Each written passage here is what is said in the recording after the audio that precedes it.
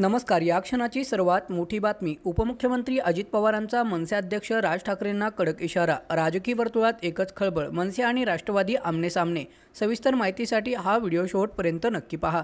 दरम्यान पुण्यात पूरपरिस्थितीची पाहणी करण्यासाठी आलेल्या मनसे अध्यक्ष राज ठाकरे यांनी राष्ट्रवादीचे नेते उपमुख्यमंत्री अजित पवार यांच्यावरती जहरी टीका करत हल्लाबोल केला होता. दरम्यान राज ठाकरेंच्या त्याच टीकेला अजित पवार गटाचे नेते आमदार अमोल मिटकर यांनी जोरदार प्रत्युत्तर देत राज ठाकरेंचा समाचार घेतला होता.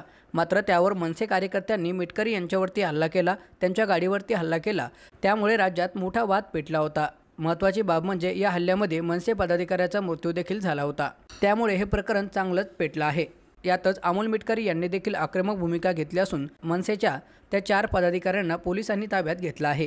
दरम्यान या संदर्भात बोलत असताना राष्ट्रवादीचे नेते आणि राज्याचे उपमुख्यमंत्री अजित पवार यांनी मनसे अध्यक्ष राज ठाकरे यांचा चांगलाच समाचार घेतला असून ठाकरेंना कडक इशारा दिला आहे.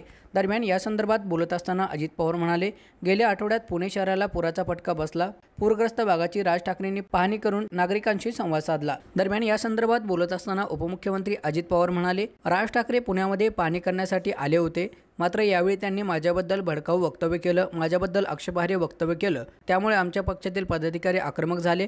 खरं तर प्रत्येकाने बोलताना तारतम्य बाळगलं पाहिजे. आपलं महाराष्ट्र सुसंस्कृत आहे, मात्र काही जण कायदा हातात घेण्याचा प्रयत्न करतात. मी तुम्हाला बघून घेऊ असं विधान करतात. मात्र कायदा हातात घेण्याचा अधिकार कुणाला नाही. तुम्ही विकासाबाबत बोला, कुठे अन्याय झाला असेल तर त्याला वाचा फोडा. त्याबाबत काय खबरदारी घ्यायची ते आम्ही सरकार म्हणून घेऊ. परंतु राज्यात वाचाळवीरांची संख्या खूप वाढली आहे.